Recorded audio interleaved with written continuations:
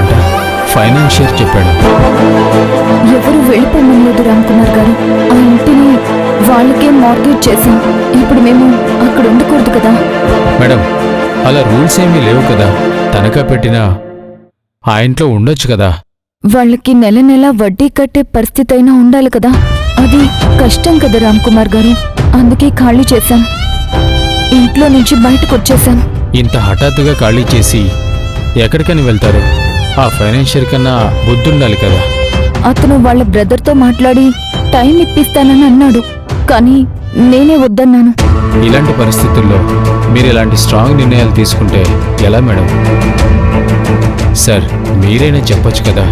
నేను మాట్లాడి, నేను సలహాలిచ్చి తన గౌరవాన్ని బయట వ్యక్తుల ముందు తగ్గించలేను కదా.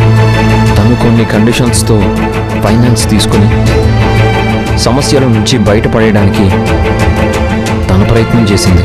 అలాంటి సమయంలో తన నిర్ణయాన్ని నేను వ్యతిరేకించలేను. తన గౌరవాన్ని నేను తగ్గించలేను కదా.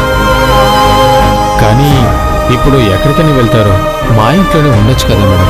మీరు ఉన్నంత పెద్దిల్లు కాదు, కానీ మీరు కంఫర్ట్గానే ఉండొచ్చు. మేమేమో పెద్ద పెద్ద బంగ్లాల కోసం చూడడం లేదు రామ్ కుమార్ గారు. మా కోసం ఒక చిన్న ఇల్లు చాలు. మేమున్నది ముగ్గురం. ఇప్పుడు లగ్జరీలు అనుభవించాలనే ఆశలు, ఆలోచనలు ఏమీ లేవు. భవానికి ఇబ్బంది కలగకుండా తను కంఫర్ట్గా ఉంటే అంతే చాలు.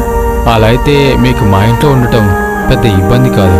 మీరు ఇలాంటి పరిస్థితి వచ్చినప్పుడు కనీసం ఒక్క ఫోన్ కూడా ఎందుకు చేయలేదు మేడం? నేనేమీ పరాయి వ్యక్తిని కాదు కదా.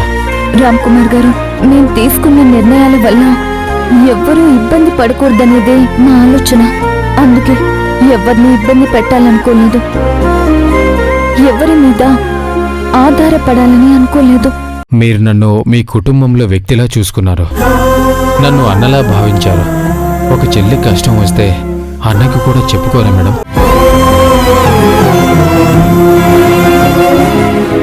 రామ్ కుమార్ గారు, ప్లీజ్ అర్థం చేసుకోండి. నా సంగతి అందరికన్నా బాగా మీకే తెలుసు. ఎలాంటి పరిస్థితుల్లోనూ నేనెవ్వరి మీద ఆధారపడను అని మీకు తెలుసు కదా. కావాలంటే మీరు నాకు ఒక సాయం చేయండి. ఒక చిన్న ఇల్లు చూసి పెట్టండి, అంతే చాలు. సరే మేడం.